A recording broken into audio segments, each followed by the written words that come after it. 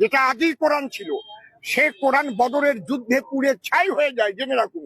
ইতিহাস আমার কাছে আছে, পিকে হিটলার লেখা ইতিহাস আমার কাছে আছে। এবং তারপরে 27 জনের শয়তানের দল মিলে এই কোরআন লিখেছে, এবং বারে বারে এই কোরআনের মধ্যে এমন এমন জিনিস ঢুকানো হয়েছে, বাচ্চাদের শেখানো হচ্ছে, হে মুসলমানগণ, অমুসলমানদের যেখানে পাইবে সেখানে বন্দি করিবে, নির্মম ভাবে হত্যা করিবে। কোরআনে লেখা, আমার কাছে আছে কোরআন। ওরা চ্যালেঞ্জ করুক, আমার কাছে কোরআন আছে, তাজের কোরআন। ওই কোরআন পাওয়া যায় না গরু না খেলে।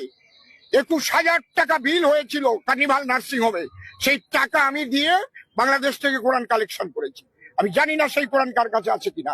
পরিষ্কার লেখা আছে, হে মুসলমানগণ, অমুসলমানদের যেখানে পাইবে সেখানে বন্দি করিবে, নির্মম ভাবে হত্যা করিবে।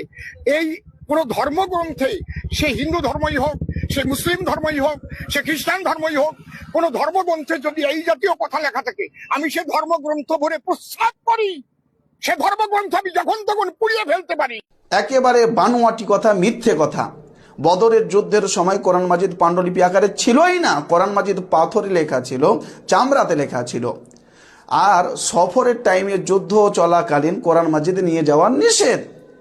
ওসমান রাদিয়াল্লাহু তাআলা আনহুর শাসন আমলে 4 জন ব্যক্তিকে কোরআন মাজিদ একত্রিত করার এবং পাণ্ডুলিপি আকারে রূপান্তরিত করার আদেশ দেওয়া হয়েছিল। যেমন যায়েদ বিন সাবিতকে, আব্দুল্লাহ বিন যায়েদকে, সাঈদ ইবনুল আসকে, আব্দুল্লাহ বিন ওয়ারিসকে, এই 4 জন ব্যক্তিকে আদেশ করা হয়েছিল।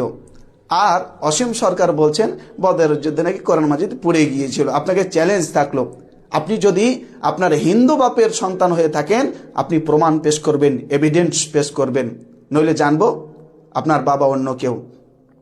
আর কোরআন মাজিদের আপনি মাঝ থেকে কিছু অংশ নিয়ে জাতির সামনে উপস্থাপন করছেন, যাতে করে হিন্দু মুসলিম দাঙ্গা লাগে, যাতে করে মুসলিমদেরকে মানুষ খারাপ ভাবে, এই জন্য রাজনীতি করার জন্য সাবধান হয়ে যান।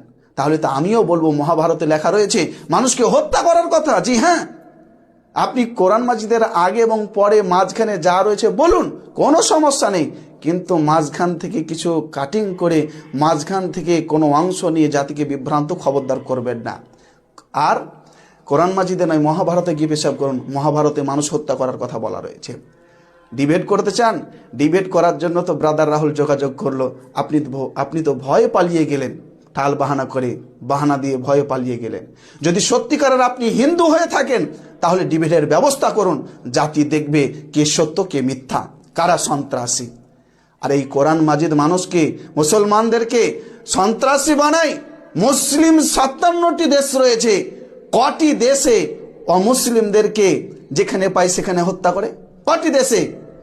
এই যে দীপু চন্দ্র দাসকে বাংলাদেশে মারলো, তাই আপনার খুব দরদ উঠলে উঠছে না? সে হিন্দু, সে দলিত পরিবারের হলেও হিন্দু। এই তো কিছুদিন আগে আপনার 2025 17ই ডিসেম্বর রামনারায়ণ দলিত পরিবারের হিন্দুকে হিন্দুরাই হত্যা করলো। কই আপনাদের মুখ দিয়ে তো একটা আওয়াজ বের হলো না?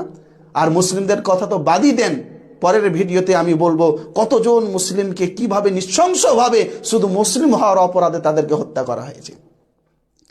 যদি কোরআন মাজিদ এই শিক্ষা দিত যে হিন্দুদেরকে, কাফেরদেরকে যেখানে পাও সেখানে হত্যা করো, 57টি মুসলিম দেশ রয়েছে, অসীম সরকার কোন দেশে এইরকম ভাবে যেখানে অমুসলিমদেরকে, কাফেরদেরকে পায় হত্যা করে? বলুন। যদি আপনি হালাল বাপের সন্তান হয়ে থাকেন, সত্যিকারের আপনি যদি হিন্দু বাপের সন্তান হয়ে থাকেন, আমার ভিডিওর জবাব দিবেন আর ডিবেটের ব্যবস্থা করুন।